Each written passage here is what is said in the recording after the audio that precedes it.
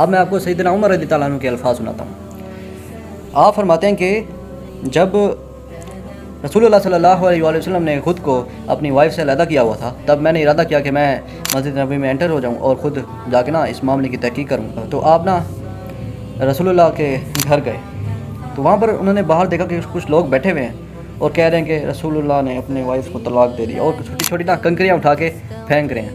تو سب سے پہلے سیدنا عمر رضی اللہ عنہ حضرت عائشہ ام المومنین رضی اللہ عنہ کے پاس گئے اور ان سے کہا کہ اے ابو بکر رضی اللہ عنہ کی بیٹی، آپ کیوں رسول اللہ صلی اللہ علیہ وسلم کو تنگ کرتی ہیں؟ عائشہ فرماتی ہیں کہ اے خطاب کے بیٹے، آپ کا مجھ سے کوئی واسطہ نہیں اور میرا آپ سے کوئی واسطہ نہیں، آپ اپنی بیٹی کو جا کے دیکھیں۔ پھر سیدنا عمر اپنی بیٹی حفصہ رضی اللہ عنہ کے پاس گئے اور ان سے فرمایا کہ آپ کیوں رسول اللہ صلی اللہ علیہ وسلم کو تنگ کرتی ہیں؟ کیا آپ جانتی ہیں اللہ کے نبی صلی اللہ علیہ وآلہ وسلم آپ سے پیار نہیں کرتے؟ اگر آپ میری بیٹی نہ ہوتی تو اب تک وہ آپ کو طلاق دے چکے ہوتے۔ یہ کہنے کی دیر تھی حضرت حفصہ رضی اللہ عنہ زار و قطار ہونے لگی۔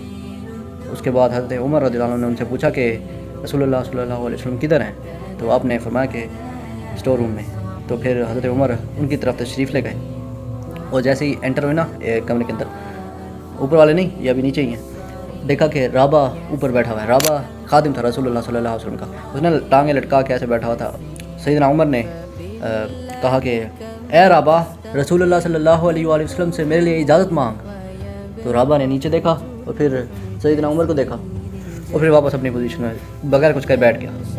سیدنا عمر نے دوبارہ کہا اے رابعہ، رسول اللہ صلی اللہ علیہ وآلہ وسلم سے میرے لیے اجازت مانگ۔ رابعہ نے دوبارہ نیچے دیکھا، سیدنا عمر کو دیکھا اور پھر دوبارہ بیٹھ گیا۔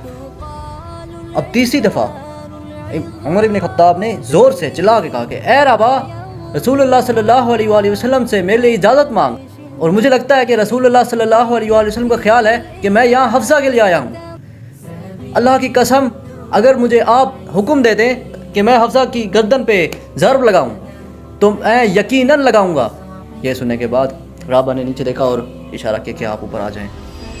سیدنا عمر جیسے ہی اوپر گئے اور انہوں نے کمرے کو دیکھا تو دیکھا کہ رسول اللہ صلی اللہ علیہ وآلہ وسلم ایک چٹائی پہ لیٹے ہوئے ہیں، اور اس وقت پروبیبلی قمیض بھی نہیں تھی رسول اللہ صلی اللہ علیہ وسلم کے پاس، شاید انہوں نے کسی کو دے دی ہوئی تھی۔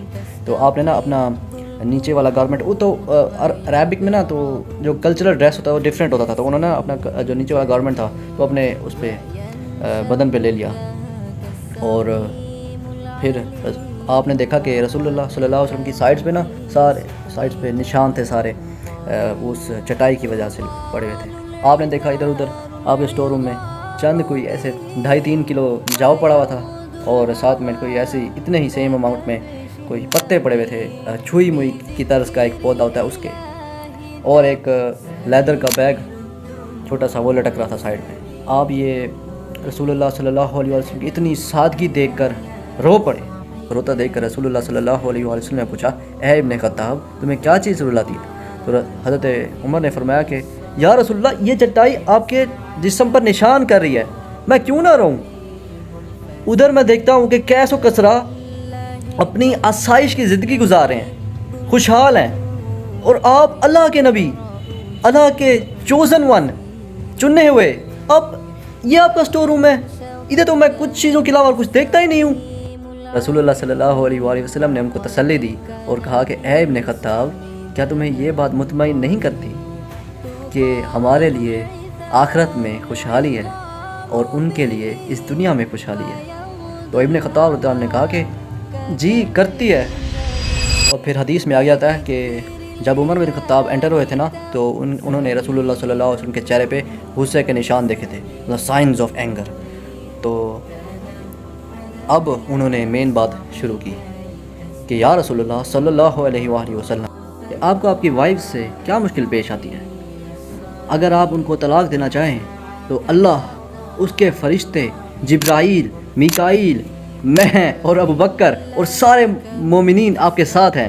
جب حضرت عمر یہ الفاظ کہہ رہے تھے تو ان کے دل میں تھا کہ اللہ تعالیٰ میرے ساتھ اس بات میں ایگری کرے گا اور کوئی آیت نازل فرمائے گا، کیونکہ یہ پہلے کافی دفعہ ہو چکا ہے اس طرح اللہ تعالیٰ حضرت عمر کی بات سے ایگری کرتے ہوئے ایک آیت اتارتے ہیں، مطلب یہ ایک تقدیر ہوتی ہے اللہ تعالیٰ کی ہی طرف سے۔ اوکے، جب یہ بات کا ٹاپک ہے، خیر ابھی آپ سمجھیں۔ آگے حدیث مبارکہ میں آتا ہے کہ حضرت عائشہ اور حضرت حفصہ ام المومنین رضی اللہ عنہا باقی وائف سے زیادہ رسول اللہ صلی اللہ علیہ وآلہ وسلم کو زیادہ ایکسپینسز بڑھانے کا کہتی تھی. حضرت عمر رضی اللہ عنہ نے رسول اللہ صلی اللہ علیہ وآلہ وسلم سے پوچھا کہ یا رسول اللہ، کیا آپ نے واقعی ان کو طلاق دے دی ہے؟ کیا واقعی اپنی وائفس کو طلاق دے دی ہے؟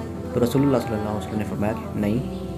تو حضرت عمر رضی اللہ عنہ نے فرمایا کہ میں جب ادھر آ رہا تھا تو میں نے باہر دیکھا کہ کچھ مسلمان بیٹھے ہیں اور پیبلز، یہ چھوٹے چھوٹے کنکر پھینک رہے ہیں اور اپنی سوچوں میں گم ہیں اور کہہ رہے ہیں کہ رسول اللہ نے اپنی وائفس کو طلاق دے دی ہے. تو کیا میں باہر جا کے ان کو کہہ سکتا ہوں کہ رسول اللہ صلی اللہ علیہ وسلم نے کسی کو طلاق نہیں دی؟ تو رسول اللہ صلی اللہ علیہ وسلم نے فرمایا کہ ہاں، جیسا تمہاری مرضی.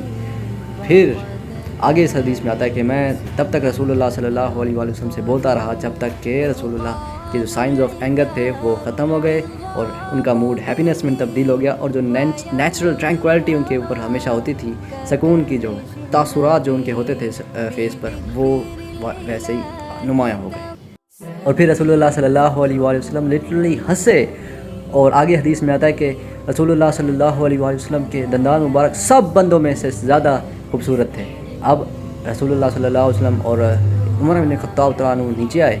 عمر بن خطاب نا اب اس جو جہاں پر ربا بیٹھا ہوا تھا پالم ٹری کی نا، وہ جو کھجور کی ٹنے پہ، اس کو نا پکڑ کے نیچے آتے، اور انہوں نے دیکھا کہ رسول اللہ بغیر پکڑے ایسے نیچے اتر رہے ہیں اوپر سے. اس ٹائم سیڑھیاں ہمارے جیسے سیڑھیاں نہیں ہوتی تھیں، ایسے اتر رہے ہیں سیڑھیوں سے جیسے وہ زمین پہ چل رہے ہوں. اور وہ آپ حیران ہوئے.